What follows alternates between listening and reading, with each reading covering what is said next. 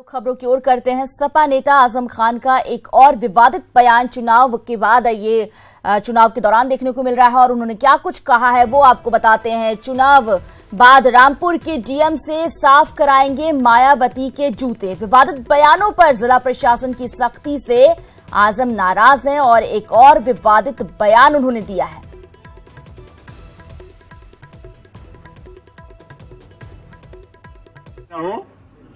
ये कलेक्टर पलक्टर से मत डरियो, ये तनखैया है, तनखैयों से नहीं डरते हैं। और देखें कई मायावती जी के फोटो, कैसे बड़े बड़े अफसर रुमाल निकाल के जूते साफ कर रहे हैं। हाँ, उन्हीं से है गठबंधन। हाँ, उन्हीं के जूते साफ कराऊंगा इंशाल्लाह ने चाहा।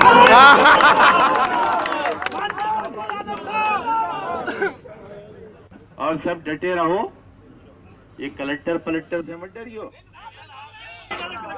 ये तनखैया है, तनखैयों से नहीं डरते हैं। और सब डटे रहो, ये कलेक्टर पलक्टर से मत डरियो, ये तनखैया है, तनखैयों से नहीं डरते हैं। और देखें कई मायावती जी के फोटो, कैसे बड़े बड़े अफसर रुमाल निकाल के जूते साफ कर रहे हैं। हाँ, उन्हीं से है गठबंधन। हाँ, उन्हीं के जूते साफ कराऊंगा इंशाल्लाह ने चाहा। इस वक्त हमारे साथ फोन लाइन पर जुड़े हुए हैं राज्यसभा सांसद अमर सिंह जी। उनसे बात करते हैं। अमर सिंह जी, स्वागत है आपका न्यूज 18 में। जिस तरह से आजम खान लगातार एक के बाद एक विवादित बयान देते आ रहे हैं और इस बार तो उन्होंने हद पार कर दी। एक महिला के लिए, वहां की प्रत्याशी के लिए अमर्यादित शब्दों का प्रयोग किया। क्या कहेंगे आप? ये कोई नई बात नहीं है। आजम खान ने कहा भारत माता डाइन है। आजम खान ने कहा कि मुलायम सिंह के जन्मदिन व समारोह का खर्चे की राशि अबू सलीम और दाऊद इब्राहिम ने भेजा। आजम खान ने कहा कि कश्मीर भारत का अंग नहीं है, कश्मीर भारत से बाहर है। आजम खान को वंदे मातरम कहते हुए शर्म आती है। कल मुरादाबाद में स्वयं प्रधानमंत्री जी ने कहा है। तो कोई आजम खान एक राजनीति की गंदगी है। आजम खान राजनीति की एक काली रात है। आजम खान समाज में जो बुराई है उसका प्रतीक है। Azam Khan Nadir Shah Abdali, Taimur lung, Genghis Khan जैसे आक्रमणकार आतताइयों का प्रतीक है। तो ऐसे आजम खान के बारे में अपनी जुबान गंदी नहीं करनी चाहिए। पिछले चुनाव में जयप्रदा जी की गलत नंगी तस्वीरें बंटवाना, तरह तरह की बातें करना, जयप्रदा जी के समर्थन में खड़े हो जाने पर मेरे और उनके बारे में गंदे प्रचार करना। अब जबकि मैं जीवन और मृत्यु से संघर्ष करते हुए बहुत गंभीर रूप से बीमार रहा, आईसीयू में रहा, फिर भी हर जलसे में हमारे बारे में चर्चा करना, हमारी बच्चियों के बारे में जो राजनीति का र नहीं समझती उनको तेजाब डाल करके गला करके मरवा देना, हमारी पत्नी जिसको सार्वजनिक जीवन में जिसका चित्र भी नहीं होगा उसके बूटे बूटे काट करके फेंकवा देना, ये सब बातें आजम खान कर चुका है। और जरा सा भी अगर डॉक्टरों ने मुझे इजाजत दी तो मैं रामपुर आकर के इस राक्षस के हर प्रश्नों का उत्तर ऐसा दूंगा कि इसको उसकी अम्मा याद आएगी। बिल्कुल अमर सिंह जी, और जिस तरह से विवादित बयान लगातार देते रहते हैं और सबसे बड़ी बात ये कि लोगों के बीच जाकर उन्हें भड़का रहे हैं, ये कह रहे हैं कि कलेक्टर फलेक्टर से डरने की जरूरत नहीं, तनख्वाह लेते हैं उनसे क्या डरना, उनसे तो मैं जूते साफ करवाऊंगा मायावती की। अब मायावती कुछ कर सकती हैं, अपनी पत्थर की सनम है, पत्थर की मूर्ति बना सकती है, सुप्रीम कोर्ट को टेंगा दिखा सकती है, अफसरों से जूता साफ करवा सकती है। आजम खान तो अफसरों को मुर्गा बनवाते थे। ये वो जमात है। हिंदुस्तान को अफसरों से जूता साफ कराने वाली मायावती चाहिए। हिंदुस्तान को अलाउद्दीन खिलजी के पच्चीनों पर चलने वाला आजम खान चाहिए, या दुश्मन पाकिस्तान के घर में घुसकर ईद का जवाब पत्थर देने वाला मोदी चाहिए।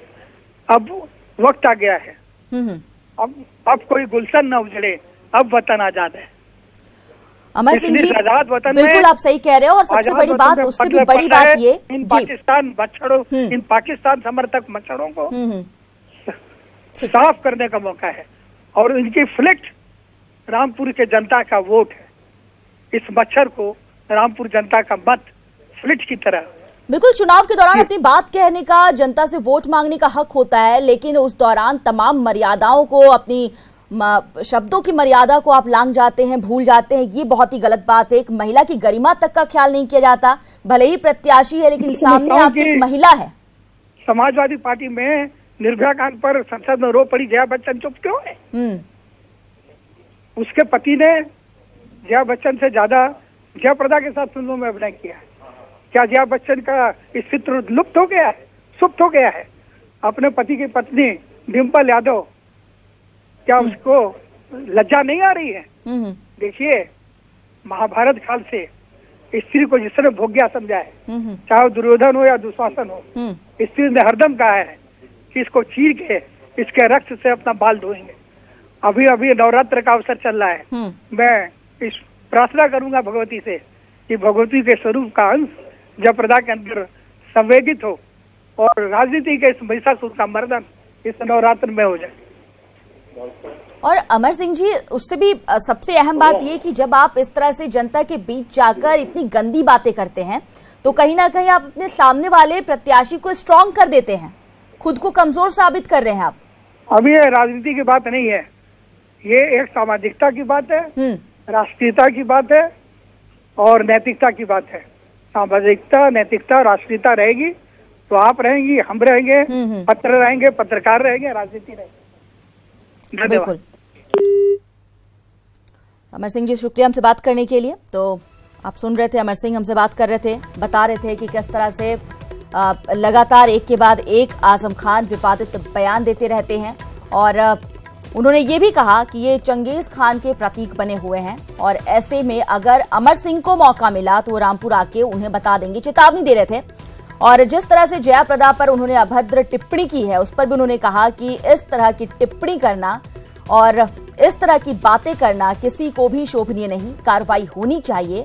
अब हम आपको आजम खान का वो अमर्यादित बयान सुनाते हैं जो उन्होंने रविवार को शाहाबाद की जनसभा के दौरान दिया था। सुनिए।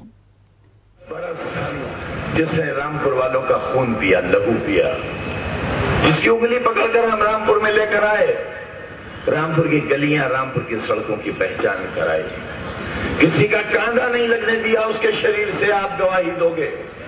कांधा नहीं लगने दिया, छूने नहीं दिया, गंदी बात नहीं करने दी। आपने 10 साल अपना प्रतिनिधित्व कराया। रामपुर वालों, उत्तर प्रदेश वालों, हिंदुस्तान वालों, उसकी असलियत समझने में आपको 17 बरस लगे। मैं 17 दिन में पहचान गया कि इनके नीचे का जो वो खाकी रंग का है। 10 बरस। आजम खान के बयान पर बीजेपी प्रत्याशी जयाप्रदा ने आजम खान से पूछा कि क्या उनके घर में मां या बीवी नहीं है जो इस तरह के बयान दे रहे हैं। साथ ही जयाप्रदा ने यह भी कहा कि वो आजम खान की ऐसी टिप्पणियों से डरकर रामपुर छोड़ने वाली नहीं है। मैं आजम खान को रामपुर में हराकर ही मानूंगी। लक्ष्मण रेखा पार कर दिया इसने। अब मेरे लिए कोई भाई नहीं है। आज मैं भाई मान के उनके लिए सब कुछ मैंने सहने का काम किया था। अब बर्दाश्त खत्म हो गया है और लोग, जनता जो है वो बताएगी। लेकिन एक बात बताने चाहती हूँ कि यत्र नारीस्तु पूज्यंतम तत्र रमन्ते, रमन्ते करके हमारे बड़े लोग कहते हैं, लोगों को, महिलाओं को पूछते हैं। लेकिन ये आदमी क्या कर रहा है? इनको चुनाव लड़ने का हक है। मैं चुनाव आयोग से मैं अपील करती हूँ, इनको चुनाव लड़ने का जो योग्यता है वो खत्म हो जाए। और मैं अखिलेश को मैं बोलती हूँ कि ऐसे नेता लोगों को आप चुनाव लड़ रहे हो, ये लानत है, तो इनको पार्टी से निष्कासित करना चाहिए। तो जयाप्रदा पार्टी से निष्कासित करने की मांग कर रही हैं। ये कह रही हैं कि अखिलेश यादव को कदम उठाना चाहिए, मायावती को सोचना चाहिए कि क्या किया जाए और ऐसे लोगों को छोड़ना नहीं चाहिए। चुनाव आयोग से भी जयाप्रदा कह रही हैं कि वो अपील करेंगी कि इन्हें चुनाव लड़ने से रोक दिया जाए। अब देखना यह है कि क्या कुछ कार्रवाई की जाती है, क्योंकि आजम खान ने कोई पहली बार इस तरह से शब्दों की मर्यादा को लांघा नहीं है। कई बार वो विवादित बयान देते रहे हैं, बार बार उनसे सवाल जवाब भी होते रहे हैं और आज तक कोई कार्रवाई नहीं की गई। सिर्फ आजम खान ही नहीं, आप अगर पीछे के इतिहास को भी खंगालेंगे तो कई बयान दिए जाते हैं, कई बड़ी बड़ी बातें की गई हैं, बिना सोचे समझे बयानबाजी की जाती है, लेकिन आज तक ऐसे नेताओं पर कोई कार्रवाई नहीं की गई, सिर्फ कारण बताओ नोटिस दिया जाता है। अब देखना यह है कि इस मुद्दे पर क्या कुछ किया जाता है।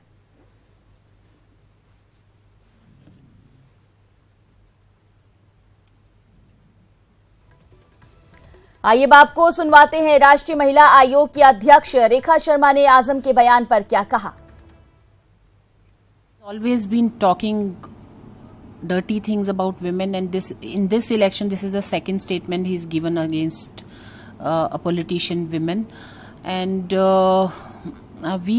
NCW is taken suo motu against him, and we are sending him a notice. We are also writing to Election Commission to take strict action against him, because he has to learn this lesson now. Maybe this is high time.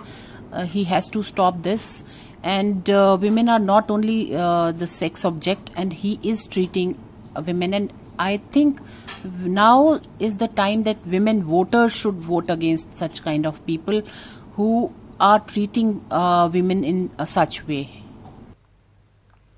आजम के बेशर्म बोल पर विदेश मंत्री सुषमा स्वराज ने tweet किया है, मुलायम भाई आप पितामह हैं, आपके सामने रामपुर में द्रौपदी का चीरहरण हो रहा है और आप भीष्म की तरह मौन साधने की गलती ना कीजिए। ये ट्वीट किया गया है सुषमा स्वराज की ओर से। जिस तरह से आजम खान ने अभद्र भाषा का प्रयोग किया जयाप्रदा पर, उसके बाद ये ट्वीट किया गया है और मुलायम सिंह यादव से यह कहा जा रहा है कि वो चुप्पी ना साधे रहें ऐसे मामलों को लेकर। इधर चौतरफा घिरने के बाद अब आजम खान ने अपने बयान पर क्या सफाई दी है वो भी आपको सुनवाते हैं। किसी का नाम नहीं लिया, मैंने किसी की ना खूबी बताई ना बुराई बताई। मैंने एक शख्स जो दिल्ली में बीमार है, काबिल रहम है, जिसने मुझे कहा कि 150 राइफल्स लेकर मैं आया था, अगर आजम दिखता तो मैं उसे छलनी कर देता। मैंने उसके ताल्लुक़ से ये कहा कि लोगों को पहचानने में बहुत देर लगी। मेरे नेताओं से भी गलती हुई और अब ये मालूम हुआ कि आरएसएस का नेकर था उसके जिस्म पर। तो नेकर तो मर्द पहनते हैं और मैं खुद ही पहले से बहुत डरा हुआ हूँ। बड़े लोग मेरे मुकाबले में हैं, बड़ी शख्सियतें हैं, मैं जानता हूँ मुझे क्या कहना चाहिए। मुझे अफसोस है कि मीडिया जो कि मुझे बहुत नापसंद करता है, मैं भी नहीं पसंद करता, क्योंकि मैं जानता हूँ मुल्क का बहुत बड़ा नुकसान मीडिया ने किया है और आज के हालात में मीडिया ने बिल्कुल बर्बादी के कगार पर लाकर खड़ा कर दिया है। अपनी जिम्मेदारी को निभाने के बजाय जिम्मेदारी के साथ बहुत खिलवाड़ किया।